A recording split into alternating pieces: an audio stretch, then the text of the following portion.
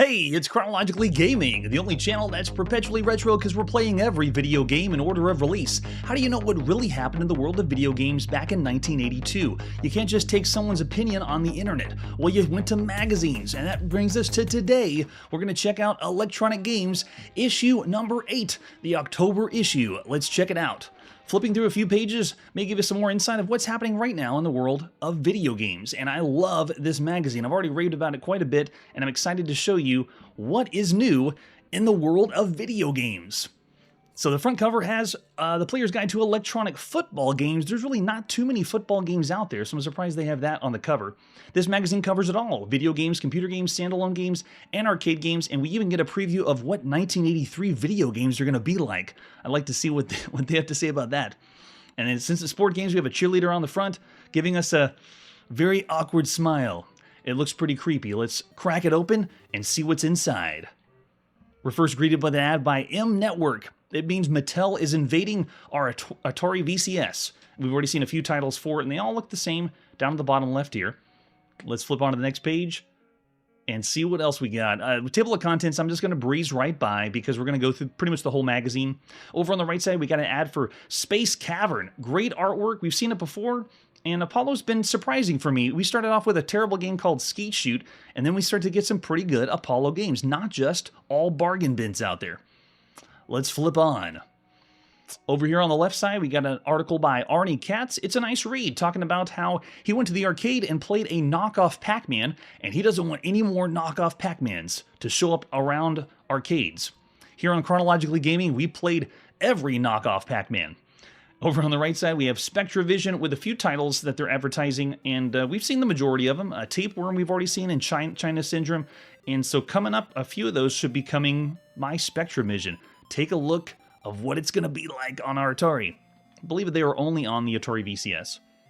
All right, coming up next is the Electronic Games Hotline.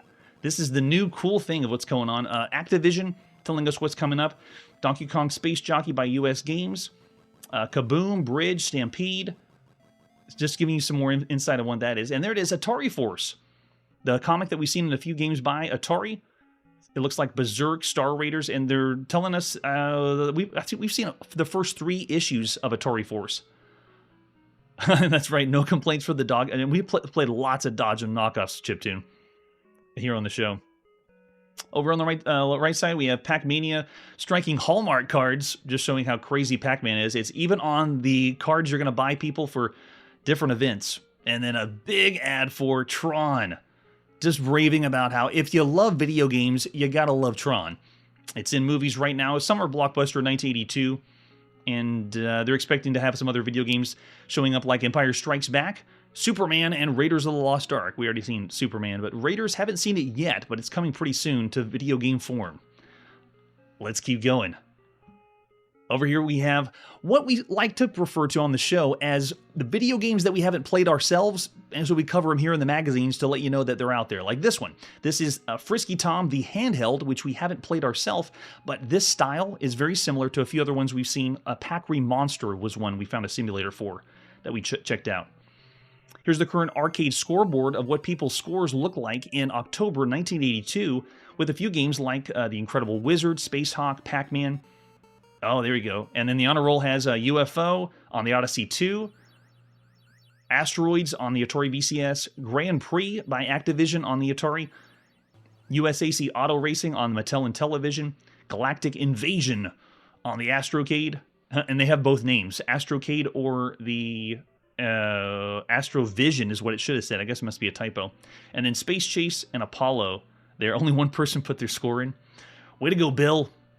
It is Bill Kunkel. It is one of the editors. Over on the right side, we got an ad for Synchro. Since this magazine covers everything, arcade, handheld, consoles, home computers, it has ads for lots of stuff.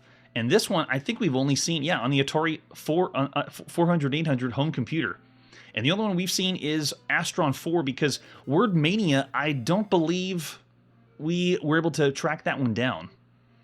And then coming soon, Laser Ants, another one that I'm not familiar with. Let's keep going. Man, I love this stuff.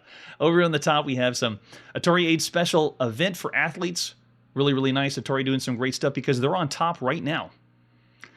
National Vanity Board, today's top coin op scores, and so this is where you can put in your top scores for arcade games. They have Astro Blaster, Missile Command, Centipede, Star Castle, Crazy Climber, Defender, Battlezone, Phoenix, Scramble, Battlezone, oh, I guess, yeah, there we go, Battlezone, Pac-Man, Miss Pac-Man, Gorf, and Dig Dug, with the highest score records right now in October 1982. You didn't see those here on Chronologically Gaming, that's for sure. I know, I'd love to see what Laser Ants is. Maybe we'll see it later on the show. Over here we have a quick clip about Zaxxon. It's in the arcades, and it's on our ColecoVision that we can play.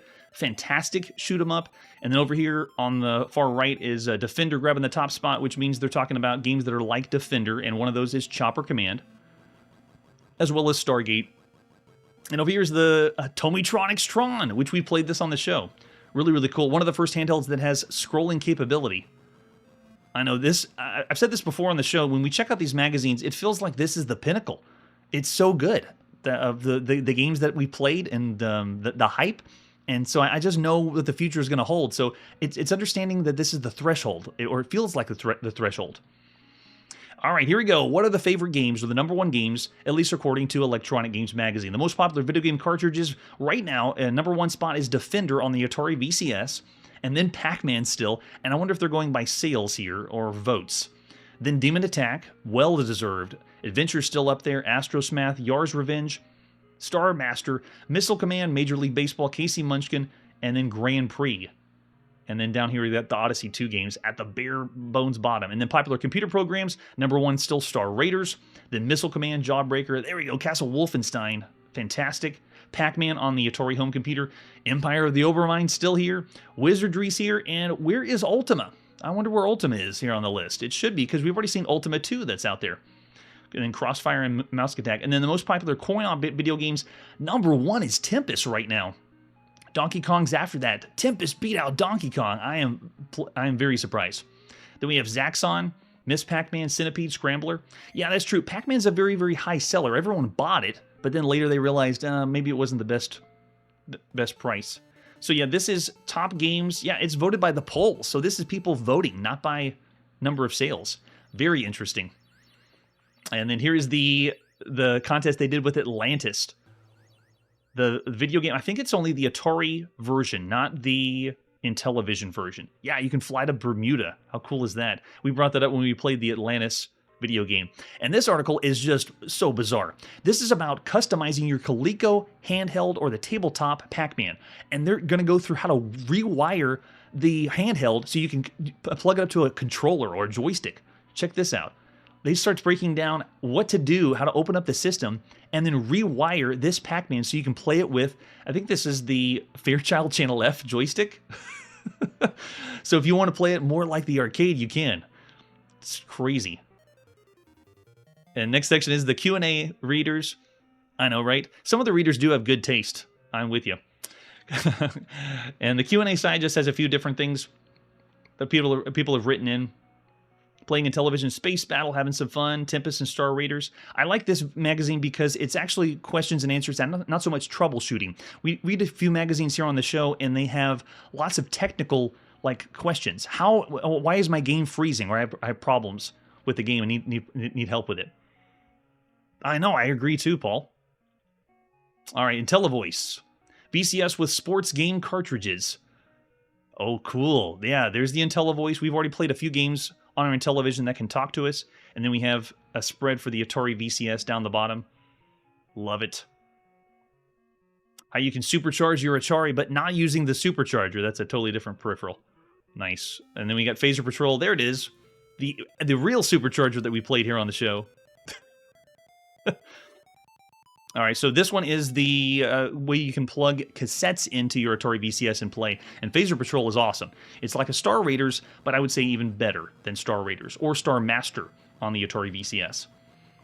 And then here's some more stuff for the Apple II. They call it the most versatile microcomputer system ever developed. The 6502-based machine, either on Apple soft or not. We got Gorgon, so much fun. Defender-like game. Hadrons, like a space first-person view. And then Snakebite over here. Just a well-done snake game. Flipping on to the next page.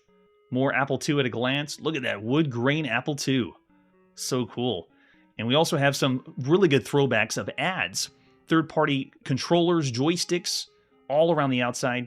And then we have, as usual, some of these magazines have a computer glossary, letting all those nerds know that aren't well-equipped with the vocabulary. What's a CPU? Oh, that's what it is. Okay. What's a modem? Oh, okay, that's what it is.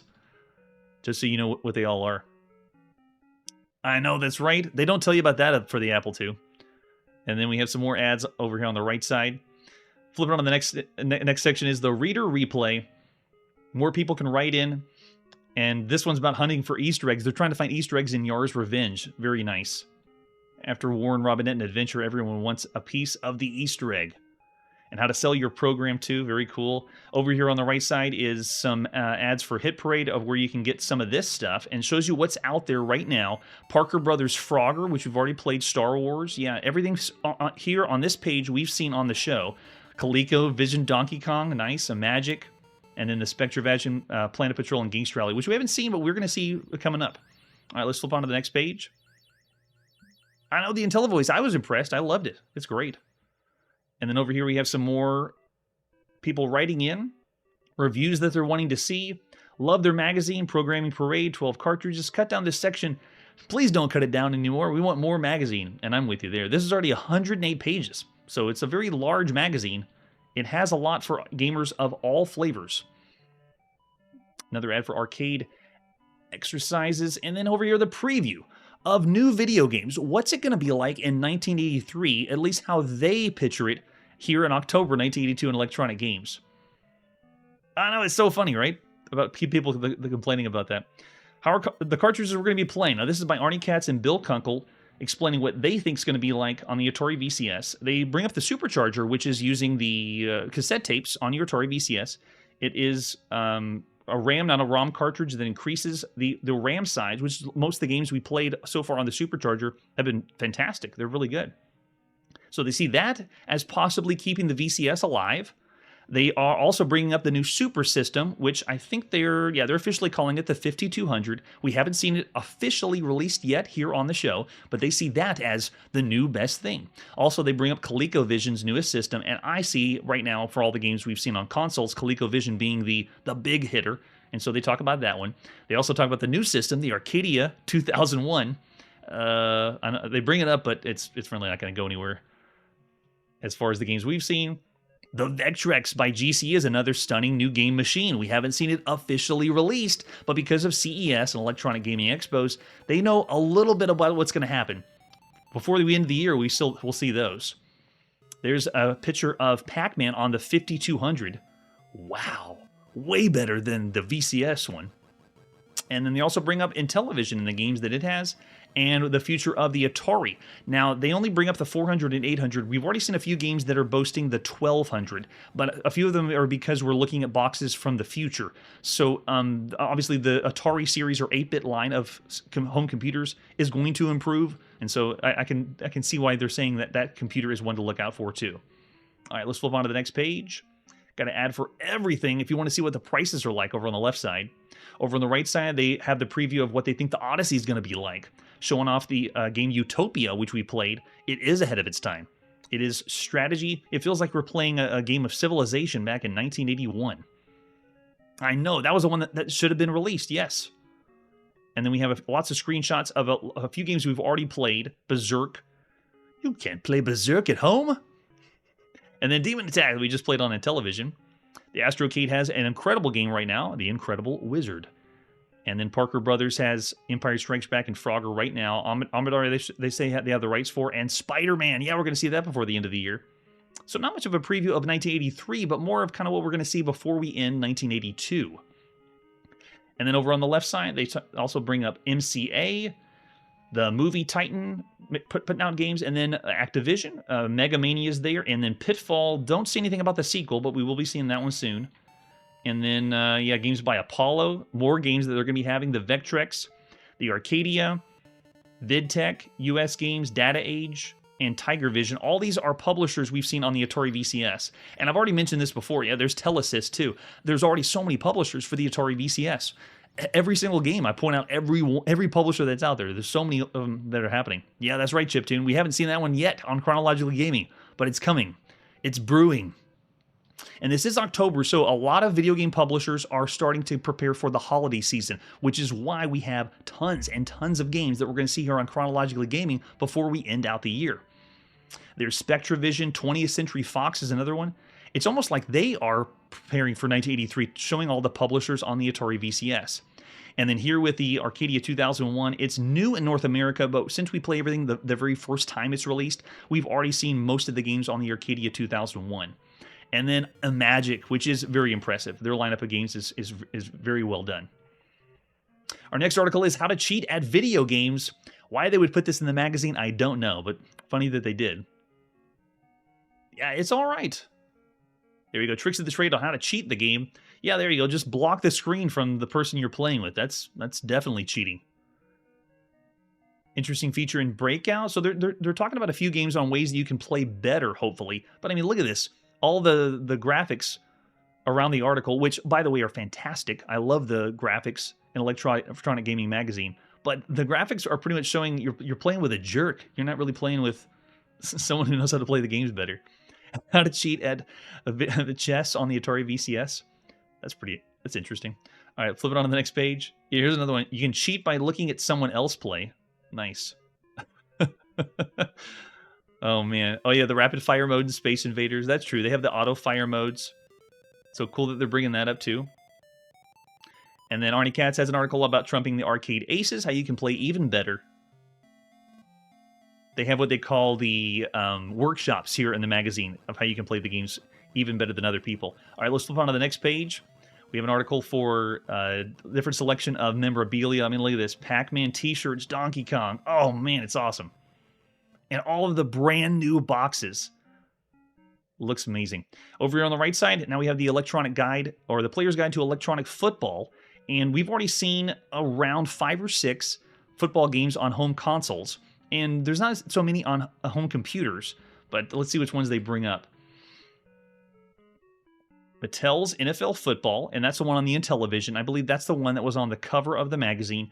That's one of the best ones, but for my buck, the best football right now that you could play on a home console is on the Astrovision, or the Bally Astrocade, as it used to be called.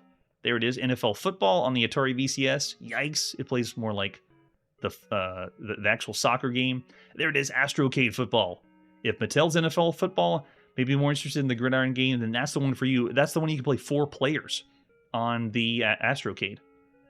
Loving the artwork all around the outside for all sports fans. And there's Atari 2600 Football, and I believe that's the one that's coming out. Yeah, that's the one that's going to be by Mattel for the Atari 2600, and we haven't played that one yet. No, and they probably won't, Chiptune. And flipping on to the next page. And then we have Magnavox Odyssey's Football. That's out there too. Inside Computer Football, how to be a pro to win. At this point, the entire experience, all the players on the field, is not replicated perfectly yet. So it's interesting they're bringing up how to play the football games or this sport game on in video game consoles, because it doesn't have as many. There's not as many details to play the game. Maybe you could argue that the one on Intellivision and the one on the Astrocade would, but the ones on the Odyssey 2 and the Atari, not really. Oh, and then we also have some standalone games, which are the head-to-head series, like handhelds. Yeah, there you go. Even some more tips. Winning football for non-fans. So if you're a video game fan, you actually could get into football easier because the football video games don't play exactly like real football. And over here we have, the newest games. Yes, which is Frenzy in the arcade, the sequel to Berserk that's out there. Got some cool artwork down here on the bottom. Love it. I know, they should have in their sports titles. That's right, Paul. All right, let's flip on to the next page. Got a great ad for Tron in the arcades. It's awesome. 5 stars, easily. And we have River Patrol, which is, yeah, the one we played in the arcades. Nice. Man, this magazine's fantastic. They even review and talk about arcade games. Every single video game that's out there. And then Tutankhamun in the arcades is so good. It's really, really fun. Makes me feel like you're playing Adventure on the Atari VCS, but has even more content to it. Yeah, there we go. Get some screenshots of Tutankhamun. We've already played that in the arcades too. And then the look of Tron inside the video game's movie special effects over here on the right side. It really is nice. It is a really fun movie for video gamers. And then over here on the left side is an ad for Mattel in television. 88% prefer in television. Only 2% prefer Atari. You can definitely see the difference. Even though right now, Mattel's bringing their games to the Atari VCS. All right, let's keep going to the next side. I know, I'm not sure. All right, here we go. This is how they did the graphics and visuals of Tron. And here on the show, we don't read every magazine, but every magazine we've seen on the show talks about Tron, the movie Tron. That's how big it was for gamers. Love it. Early production of Sark's Minions over on the right side. That's cool. And here we go. The Video Game Hall of Fame. They're going to try 2 more games. The runners-up this time are Missile Command on Atari, Demon Attack by Imagic on the Atari VCS, and then Astro Smash on the Intellivision, which has been already brought to the Atari VCS as another game, M-Network game, I mean. So the 2 more they brought on have been Defender, and I believe that's on the Atari VCS, and Star Raiders. And that one looks like it's on the Atari home computer, at least the screenshot they show. That's what it was. Just state the obvious, yes. Flipping on to the next page, it's the programmable arcade. So this is Space Cavern by Apollo. This is one of the first times we played what we would refer to now as a shoot 'em up. Great artwork, and it's one of those games by Apollo it's all right. It's not a total bargain bin game. Well, nowadays we could consider it that, but now in 1982 it's not. And then over on the right we have an ad by Atari. All the games. Have we played Atari today? Yes. Yes, we have. There it is, Space Cavern in the top left with a screenshot. And then we have Yar's Revenge as well on the Atari VCS. They're finally talking about it, reviewing it. It is excellent. And then Empire Strikes Back, another fantastic video game for a home console. Plays very similar to Defender, and why not? That's the way to do it. Oh, I know, we just played in television Donkey Kong, and I don't think it's going to be in this magazine. Usually magazine publications are the month before, so this would have been September when it would have been in your hands. And then we also have Star Master, which is by Activision. It's their take on Star Raiders, which we played, and it's good. It's very good. I would even say Star Master is better than the Star Raiders, the official port on the Atari VCS. Man, look at this artwork. So good. I love Electronic Games Magazine. And then over on the right, there it is. Full spread of Empire Strikes Back, and they even have a few screenshots. I've been really impressed how they do screenshots now at this time, because the screenshots aren't real screenshots. It goes back and forth between fabrications of what kind of looks like the game, but kind of does. I mean, look at this. This isn't a real screenshot of the game. Someone made up what the game looks like. I know, it's a huge movie, too. At this point, Return of the Jedi is not out yet. Somewhere they're filming Blue Harvest in California right now in October 1982, I believe. All right, and then what we talked about on the Coleco Pac-Man tabletop. Look, it shows the wiring connection, so you can plug or hardwire other joysticks into your Coleco Pac-Man tabletop. That's amazing. And then here we got a giant ad for the Astrocade, as it's called now. So the Bally Astrocade is not there. I don't see. Yeah, it's been taken over by another company, just called Astrocade. Astrovision is what it was called originally. Now we go into the computer world. Yes, it's Night Mission. David's Midnight Magic and Night Mission. Which one's best? Now they're talking about video pinball, and they're both very well done video pinball games. Over on the right side, we got an ad for Moonbase IO. I'm very surprised to see this. This is a very unique game that we have played on the show, but I couldn't showcase it in its full extent because Moonbase IO is one of the very first video games that includes audio on a cassette tape that plays with the game. So most video games, you're playing the audio coming from the computer, and we don't get a lot of music or we get sound effects, but this one is someone actually talking to you while you play the game. Very, very original. Oh, that'd be so cool. Connect the Coleco Telstar to that tabletop. And then here we go, more computer games. Snack Attack, popular Pac-Man style game. Cricketeer, that's the one that we played on the VIC-20, I believe. Yeah, with the cricket jumping around. No, wait, it's on the one on the Apple II. I'm thinking of just a Cricket on the VIC-20. Cricketeer was on the Apple II. That one was all right for Frogger type games. Yeah, again, great artwork. We have whatever that is. Is that supposed to be the Cricketeer going across the road? What in the world? Then we also have Airstrike, which is the one we played that's very similar to Scramble. Moving on to our next page is, oh, nice, Jupiter Lander. Not just on VIC-20, since we played everything, it's on the Commodore Max machine, and we've seen it also on the Commodore 64. Too cool. Over on the right side, we got Tumblebugs, which is known by a few other names. Yep, Dung Beetles on the Apple II. We played all those versions. And then Pool 800. This is by IDSI. This is one of those games that I believe is lost. We aren't able to find this one. So if anyone knows where Pool 400 is, let me know and we'll play. Flip it on the next one. It's Inside Gaming. The Truth About Mark Turmel. And, oh, here we go. Look, there it is by Serious Software, Beer Run. Over here on the right side. It was one of the very first platformers you could play on a home computer, and then Free Fall too. We're going to see some more games by Serious Software here on the show. Lots of fun. And then that was last issue, I believe, for Electronic Games. Nice. Flip it on the next page. It's more Serious Software. There's Sneakers. It's essentially Astro. I'm trying to think of the Space Invaders variant. Astro Invader. That's it. So it's like Astro Invader. Really, really fun. Jury Duty. Which translations or original games, which way is best? Because they're now going from arcade conversions to the home. And so this is them rating those games. Really, really nice.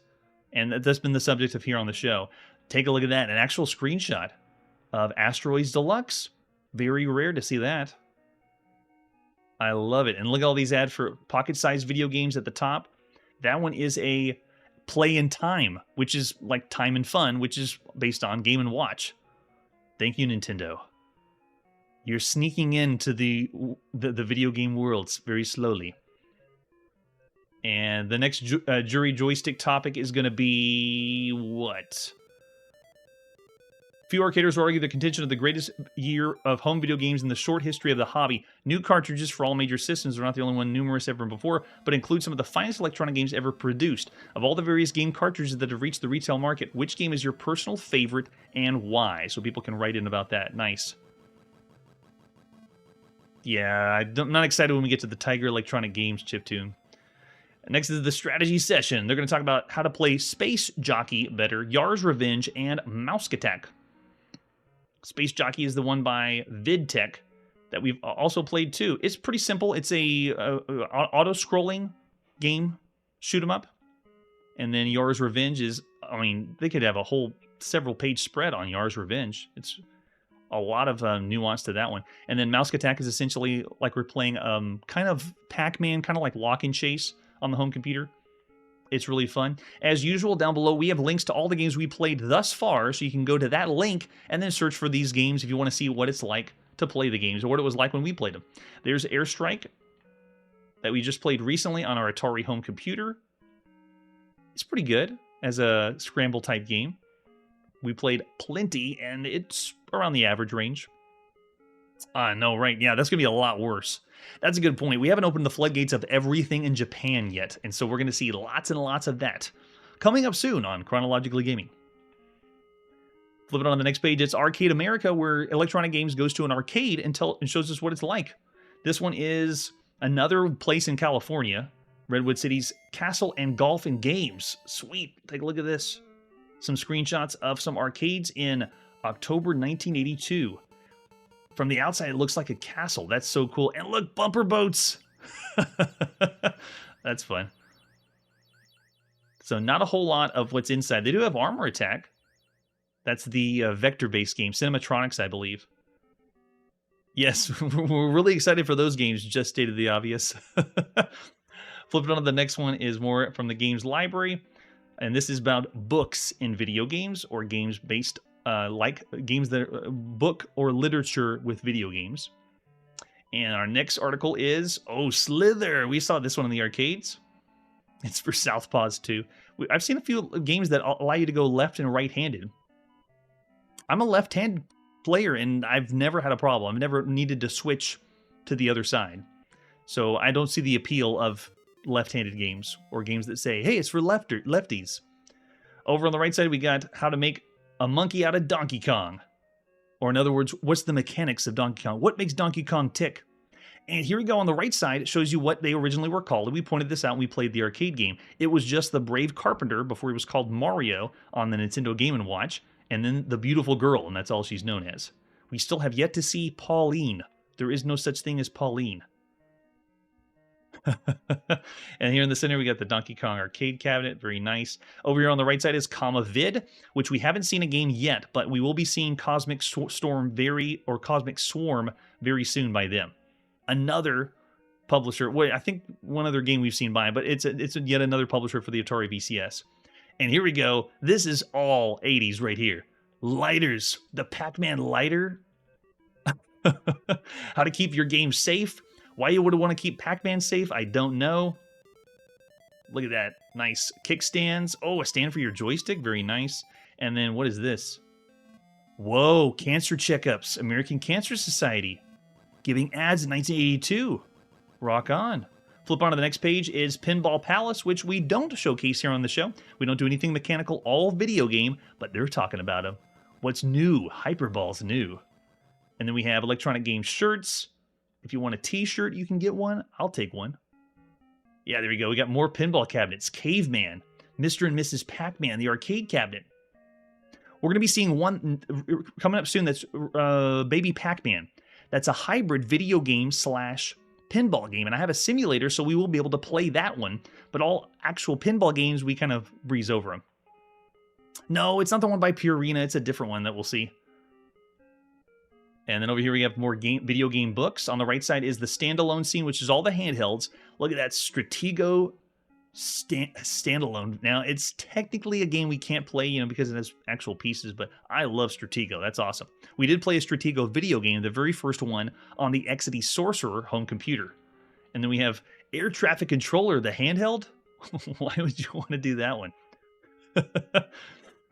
Oh, that's right. We haven't seen Professor Pac-Man yet, but we will. And there it is. Air Traffic Controller, the handheld. Nobody wanted it for Christmas. And then we have the Tarot Mystic Card Reader. Gosh, what in the world are they doing with the artwork?